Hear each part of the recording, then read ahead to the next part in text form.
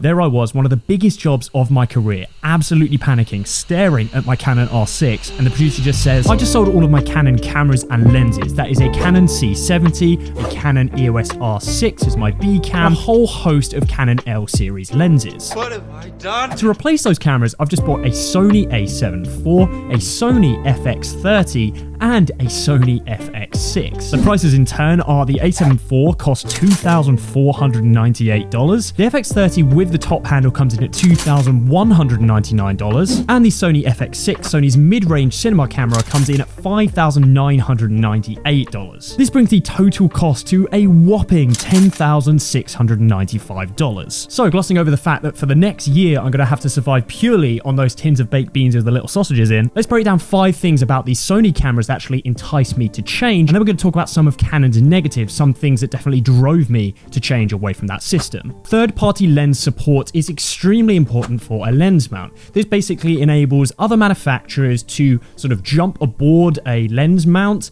and create a ton of slightly more affordable glass, giving consumers like us more choice. Using the Sony system as an example, right now I'm shooting on the Sigma 35mm f1.4, which is pretty much up there with the Sony G Master equivalent, and it costs roughly half the price. Don't get me wrong, the G Master is definitely the winner in the field, but this is very, very close for roughly half the money, an absolute win. The E-mount lens system is really mature now, it's been around for a whole bunch of time, and that means that a lot of manufacturers have created lenses and really good lenses for it. There's far more support than E-mount than there is for the Canon RF system, and we will talk about that later. If you speak to anyone who shoots video for a living, they will tell you that Sony's kind of biggest, most important feature is its low light performance. The Sony Alpha series are absolute beasts when it comes to low light performance, and these cameras that I've bought are obviously no exception. One of the absolute main winners is the Sony FX3. I actually went for the Sony FX30, but by picking up the Sony FX6, I'm basically getting a lot of the best of both worlds here. The FX6 has a dual base ISO, and you're able to shoot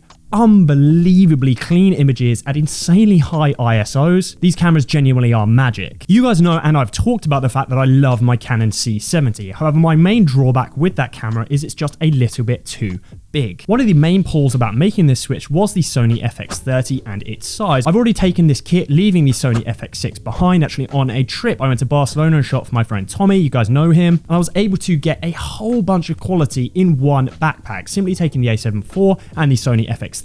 I was feeling like I've left absolutely no quality behind because the image on the FX30 is so good. If I'm not traveling, I of course will bring the Sony FX6 with me, but for some jobs, the size of the FX30 makes it basically the perfect camera. This is an absolutely massive one, and it is the build quality. This is somewhat subjective because there's actually nothing wrong with Canon's build quality, apart from one major issue which we'll talk about in a second, but the majority of construction for Sony's systems is metal, or at least some sort of metallic alloy. The Sony a7 IV feels like an absolute tank.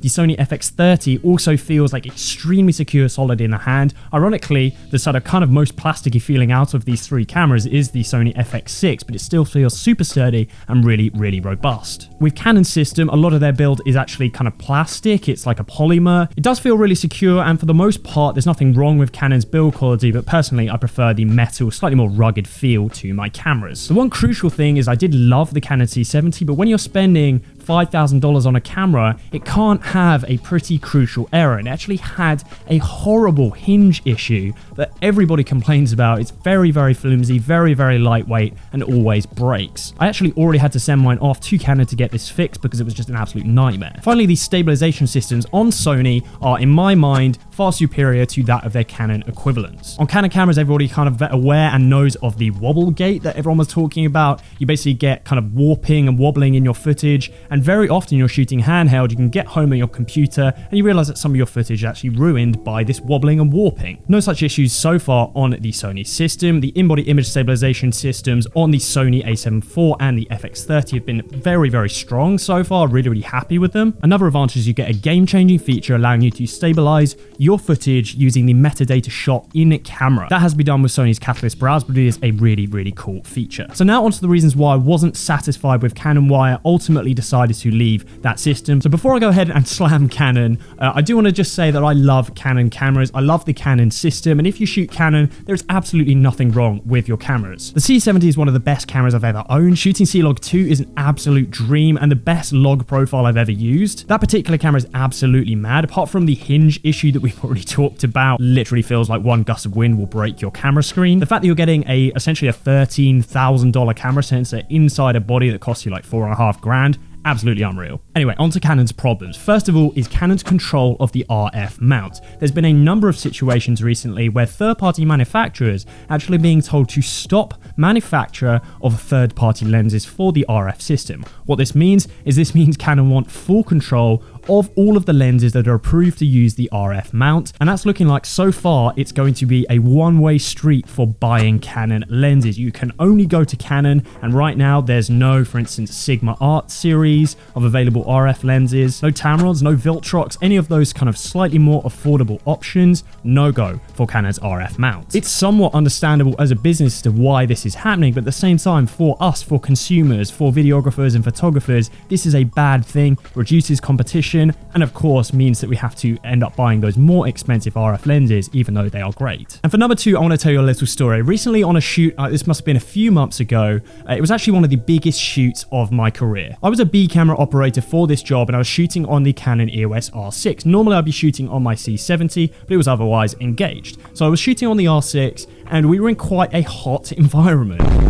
The actual room we were in was kind of hot, and we'd already done some kind of footage testing, and there I was in 4K 25 frames a second. So we shouldn't be having massive overheating problems on the Canon EOS R6. Already the indicator for how long I was going to be able to record was going down, going down, going down. It was going to 50 minutes, to 10 minutes, to 5 minutes. At this point we were already rolling, the producers asking questions, the talent were getting really good answers. We ended up cutting briefly, roll once more time. At this point I am starting to panic because my footage indicator is at 5 minutes, saying I'm only going to be able to record 5 minutes without getting an overheating warning on the R6. One more take and there it is, the dreaded overheating sign. And I actually had to say to this entire production, there's about 5 people around actually involved in the shooting, and I had to kind of go hold my hands up and say, guys, I'm sorry, my camera's overheating. Everyone had to kind of wait. There I was blowing, physically blowing on my camera to try and cool it down. This is absolutely not where you want to be in terms of a professional production, and that is one of the main reasons why I actually ended up switching. There is no such issues, or